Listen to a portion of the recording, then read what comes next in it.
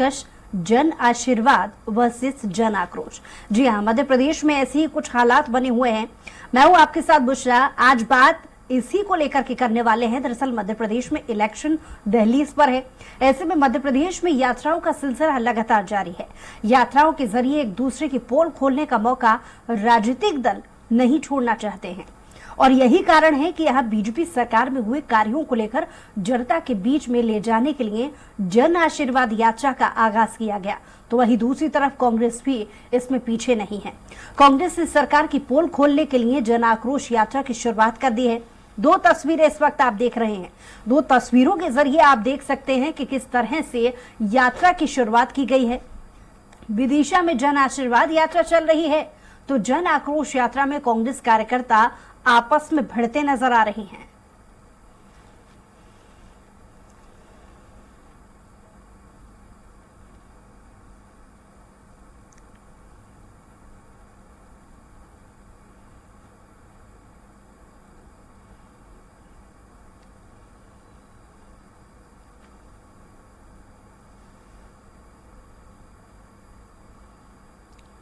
तो मध्य प्रदेश में जल्द ही चुनाव है और इसको देखते हुए चाहे वो बीजेपी पार्टी हो या कांग्रेस हो, दोनों ही अपने अपने तरीके से जन आशीर्वाद एक माध्यम है तो जन आक्रोश एक माध्यम है।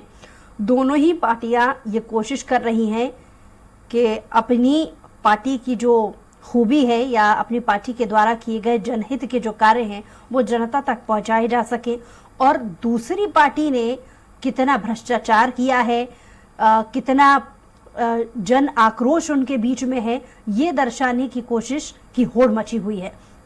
ये दो तस्वीरों के माध्यम से हम आपको दिखा रहे हैं कि कैसे एक तरफ जन आशीर्वाद यात्रा निकाली जा रही है और कैसे एक तरफ जन आक्रोश यात्रा निकाली जा रही है। जहां जन आक्रोश यात्रा में कांग्रेस की कोशिश है कि लोगों के बीच में कितना आक्रोश बीजेपी पार्टी के खिलाफ पनप रहा है, इसको दर्शा दिया जाए।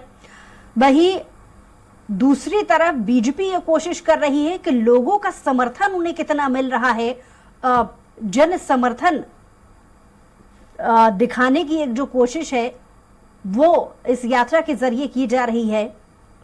लेकिन इस बीच दोनों ही पार्टियां एक दूसरे पर ये आरोप लगा रही हैं कि किस तरीके से वो जनता का दुरुपयोग कर रहे हैं और जरूरी मुद्दों को छोड़ सिर्फ राजनीति में लगे हैं। तो दोनों ही पार्टियों की तरफ से ये जो कोशिश है वो साफ नजर आ रही है।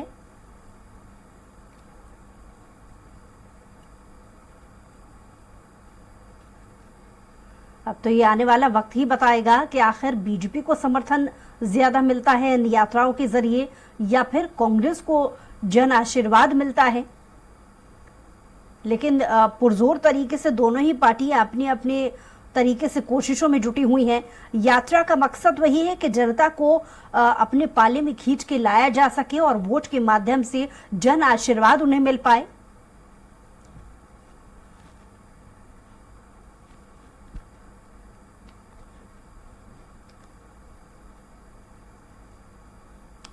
तो मध्य प्रदेश में इलेक्शन दहलीज पर है। ऐसे में मध्य प्रदेश में यात्राओं का सिलसिला किस तरीके से देखा जा रहा है, यात्राओं के जरिए एक दूसरे की पोल खोलने का जो मौका है वो राजनीतिक दल नहीं छोड़ रहे हैं और यही कारण है कि यहाँ बीजेपी सरकार में हुए कार्यों को लेकर जनता के बीच ले जाने के लिए जन आशीर्वाद यात्रा का आगाज कर चुकी है। तो वही दूसरी तरफ कांग्रेस भी इसमें पीछे नहीं है। कांग्रेस ने सरकार की पोल खोलने के लिए जन आक्रोश यात्रा की शुरुआत की और ये दोनों तस्वीरें इस बात को दर्शाती हैं। तो दोनों तस्वीरों के जरिए आप देख सकते हैं कि किस तरह से यात्रा की शुरुआत की गई है। विदिशा में जन आशीर्वाद यात्रा चल रही है तो दूसरी तरफ जन आक्रोश यात्रा में कांग्रेस कार्यकर्ता आपस में भिड़ते नजर आ रहे हैं।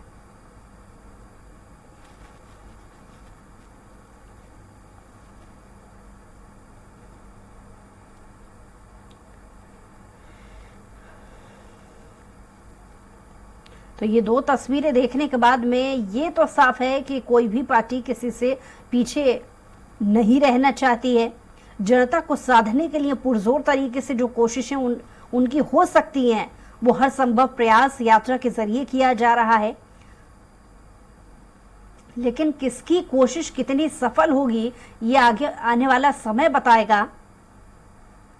एक तरफ बीजेपी कांग्रेस की जन आक्रोश यात्रा को लेकर के ये चुटकी ले रही है कि उनके कार्यकर्ता आपस में ही भिड़ रहे हैं,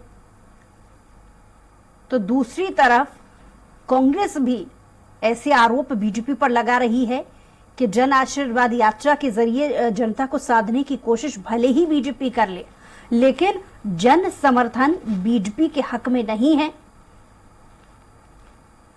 और लोगों के बीच में कितना आक्रोश है वो ये जनता को दिखा देंगे, बता देंगे, समझा देंगे और यही वजह है कि वो जन आक्रोश यात्रा निकाल रहे हैं।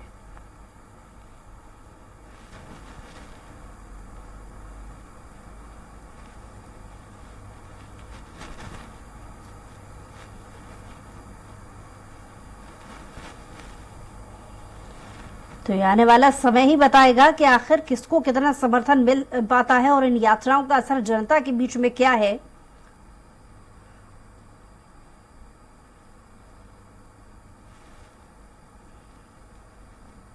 तो ये दोनों तस्वीरें हम आपको दिखा रहे हैं। एक तरफ बीजेपी अपना दांव खेल रही है तो दूसरी तरफ कांग्रेस भी इससे पीछे नहीं है।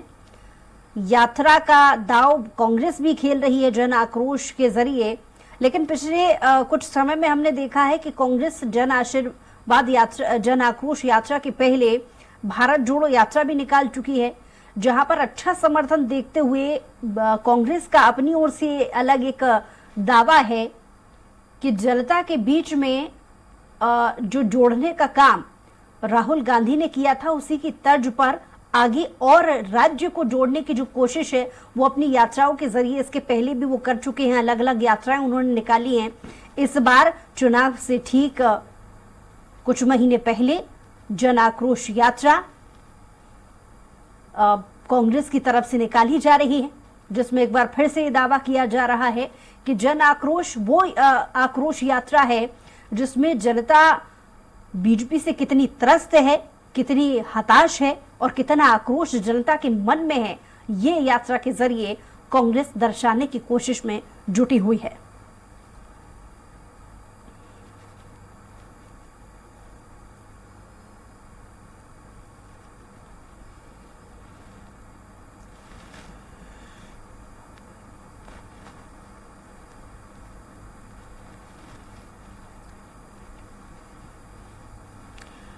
तो एक खास पैनल हमारे साथ फोन लाइन पे जुड़ गया है। ब्रिज गोपाल लोहिया जी हमारे साथ जुड़ गए हैं, बीजेपी से प्रवक्ता, कांग्रेस से प्रवक्ता केदार सिरोही जी जुड़ गए हैं और साथ ही वरिष्ठ पत्रकार भी हमारे साथ जुड़ गए हैं। सबसे पहले केदार जी आपके पास आऊंगी।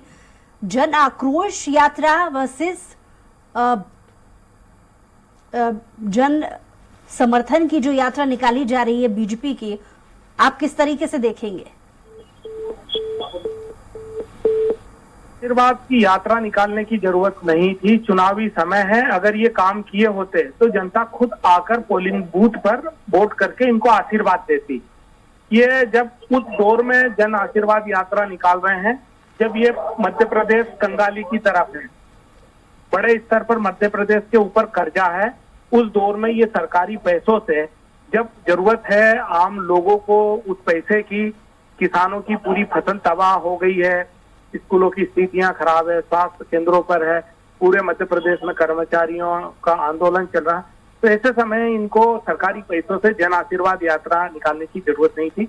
एक तरीके से जो मार्केटिंग मैंने कहना चाहिए, एक जो इनने मार्केटिंग की कोई कोटलर की पुस्तक पढ़ ली है भाजपा वालों ने, मुझे ऐसा लगता है कि जो दिखेगा वो बिकेगा, ये बिजनेस पॉलिटिक्स करते हैं। भाजपा का जो पूरा काम है वो प्रचार तंत्र के ऊपर आधारित है।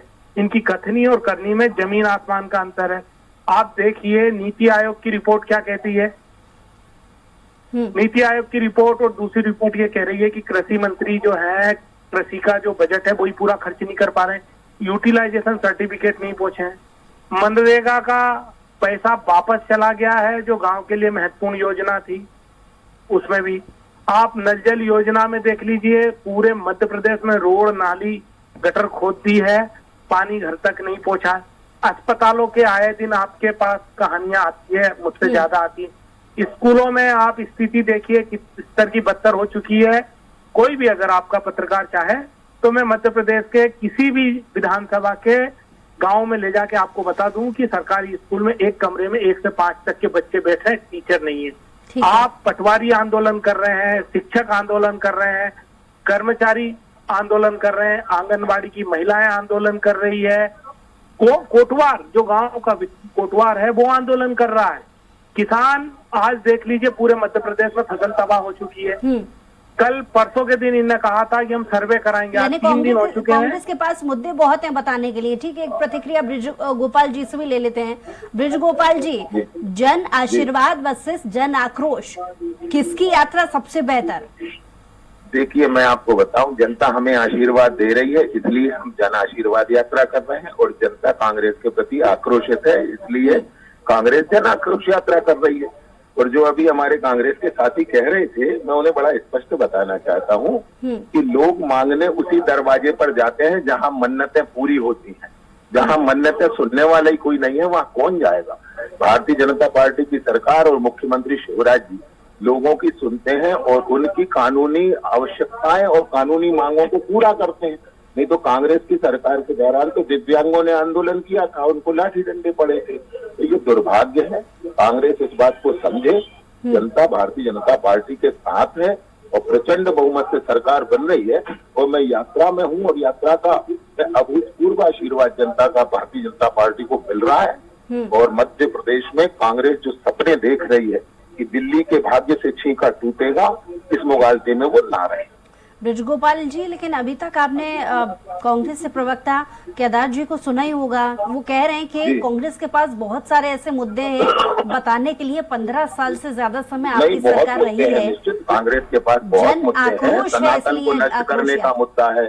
नहीं, बहुत मुद्दे हैं कांग्रेस के पास। सनातन को नष्ट करने का मुद्दा है, उनको तुष्टीकरण उनके लिए मुद्दा है, परंतु हमारे मुद्दे अलग है। हमारे लिए मुद्दा है महिलाओं को मिला 33% आरक्षण, हमारे लिए मुद्दा है लाडली लक्ष्मी, हमारे लिए मुद्दा है लाडली बहना, हमारे लिए मुद्दा है मध्य प्रदेश का समृद्ध किसान, हमारे लिए मुद्दा है बिजली सड़क पानी, हमारे लिए मुद्दा है प्रधानमंत्री आवास।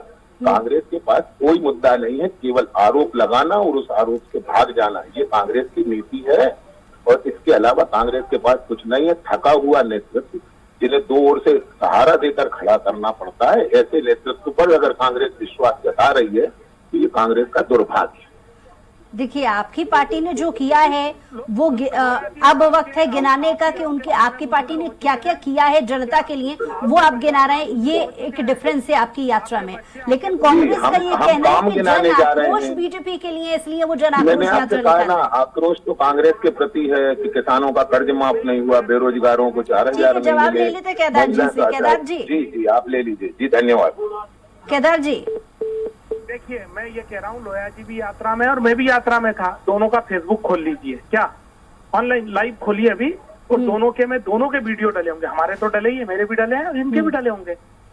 दोनों में देख लीजिए जनता का कितना फर्क है। हमारे साथ कल 15,000 लोग थे, एक छोटी सी कॉन्स्टिट्यूंसी में 15,000 लोग।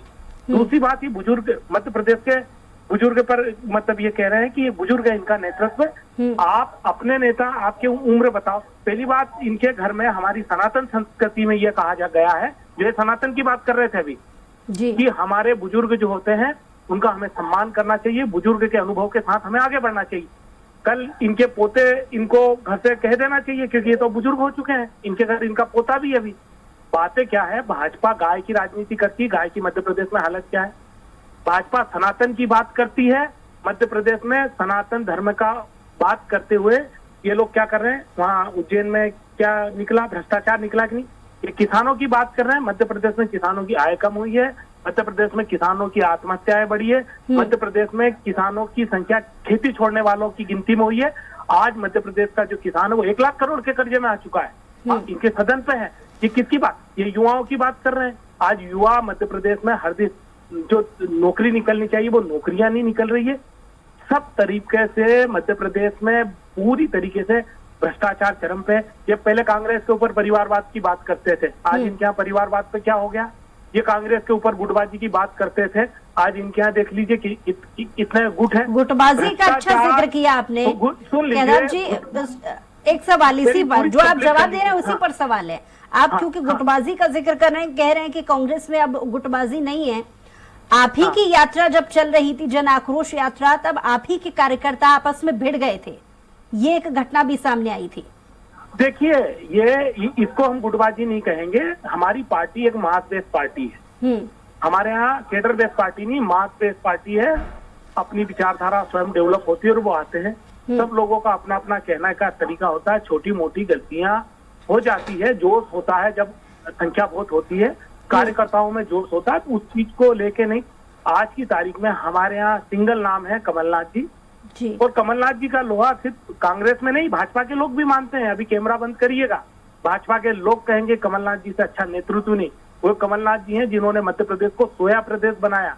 जब ऑयल सीड भारत में आने का दौर था, तब उन्होंने सबसे पहले मध्य प्रदेश में सोयाबीन लेके आए, वो कमलनाथ जी है। तो उन्होंने मध्य प्रदेश को सोया स्टेट बनाया। उनने मध्य प्रदेश के लिए इंडस्ट्री का खाका लेके आए। जब वो उसके कॉमर्स मिनिस्टर थे, उन्होंने मध्य प्रदेश में वेजिटेबल और इनकी खेती का इनोवेशन लेके आए। उन्होंने मध्य प्रदेश में भोपाल को एक स्मार्ट शहर बनाने के लिए उन्होंने काम किया। और उनके 15 महीने के कार्यकाल में 10-11 महीने काम करने का मौका मिला। उसमें जन आक्रोश के जरिए जनता से सवाल पूछने का काम भी अब कांग्रेस कर रही है। इसका जवाब मैं ब्रिज गोपाल जी से चाह रही थी, लेकिन उन्होंने फोन काट दिया। और क्योंकि हमारे साथ वरिष्ठ पत्रकार बहुत समय से जुड़े हुए, उनसे भी एक प्रतिक्रिया इस पर चाहूंगी। आशीष दुबे जी, आशीष दुबे जी सुन पा रहे हैं आप? चलिए, आशीष दुबे जी से हमारा संपर्क टूट गया है। केदार जी, बात पूरी कीजिए। केदार जी सुन पा रहे हैं आप? हाँ जी जी, बात पूरी कीजिए। एक बार रिपीट कर दीजिएगा। आप कुछ कह रहे थे देखिए, मैं ये कहना चाह रहा था कि मध्य प्रदेश में आप कैटेगरी कर दीजिए, सभी को कैटेगराइज कर दीजिए कि जो किसान है वो दुख है, युवा दुखी है, मजदूर दुखी है, महिलाओं पे अत्याचार हो रहा है, आदिवासी पर अत्याचार हो रहा, दूसरा जो एससी समुदाय उसके ऊपर अत्याचार हो रहा। उसके बाद में आप ये देखिए कि जो प्रशासनिक अमला है उसके ऊपर भी अंकुश लगा हुआ है। यहाँ तक कि आप जो मीडिया हाउस है उसको भी इन लोगों ने स्वतंत्र नहीं रखा है। बचा कहाँ है? आप एक तरफ कह रहे हो मध्य प्रदेश में बिजली सरप्लस है, दूसरी तरफ आ रहा है कि मध्य प्रदेश में जो बिजली है वो लोगों को, किसानों को मिल नहीं रही। मध्य प्रदेश में पानी पीने के लिए नहीं मिल रहा, पोषण आहार में घोटाला और इनके हर दिन एक घोटाले आ रहे हैं। आज की तारीख में मध्य प्रदेश में 50% कमीशन का बोलबाला चल रहा है। एक दूसरे मंत्री अपने एक दूसरे पे आरोप लगा रहे हैं। तो ये पूरी तरीके से अगर हम देखें तो भाजपा की सरकार पूरी तरीके से विफल है। कोई कानून नहीं है, कोई लॉ एंड ऑर्डर नहीं। हमने देखा केदार जी कि पिछले कुछ समय में कांग्रेस के बहुत सारे ऐसे नेता हैं जो इस बात को कह चुके हैं कि जब से राहुल गांधी जी ने भारत जोड़ो यात्रा निकाली है, उसके बाद से कॉपी करने की कोशिश बीजेपी कर रही है और इसलिए वो अब जन आशीर्वाद यात्रा निकाल रही है। उस पर जवाब बीजेपी ये दे रही है कि हर कार्यकाल में वो इस तरीके की यात्राएं करते आ रहे हैं। और कुल मिला के आपसे अगर ये पूछा जाए कि किसकी यात्रा किससे कितनी बेहतर, क्यों, तो आप क्या कहेंगे? देखिए, भाजपा की यात्रा ही नहीं है। भाजपा तो प्रशासन के दम पे, सरकार के दम पर निकाल रही है। भाजपा अपने दम पे निकाल के बताए, पूरा प्रशासनिक अमला लगा के निकाल रहे हैं। उसके बाद में हमारी कांग्रेस की यात्रा में लोग आ रहे हैं, यहाँ पूरा प्रशासन रोकने में लगा होता है, कार्रवाई करने में लगा होता है। उसके बाद स्वतः मन से आ रहे हैं। इसका सीधा मतलब है कि जो कांग्रेस की यात्रा है वो महत्वपूर्ण है। लोग बदलाव चाहते हैं, लोग पूरा मन बना चुके हैं बदलने के लिए। अब भाजपा की सरकार जा रही है जी।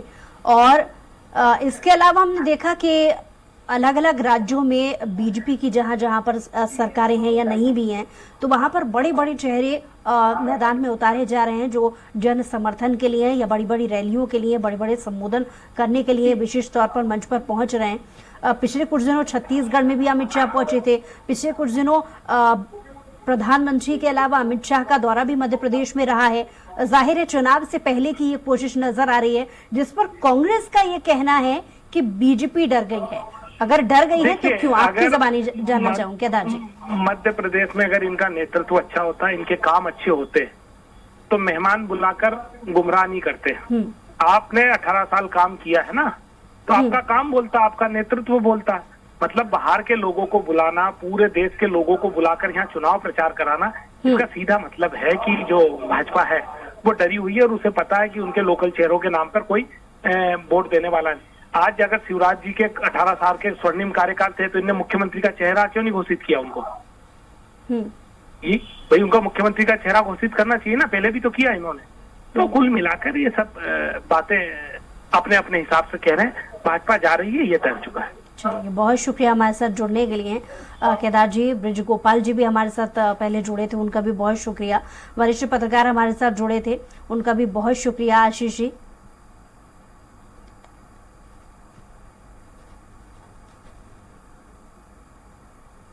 और इसी के साथ हमारी खास पेशकश में इतना ही। कुछ और खबरों के लिए देखते रहिए स्वराज एक्सप्रेस।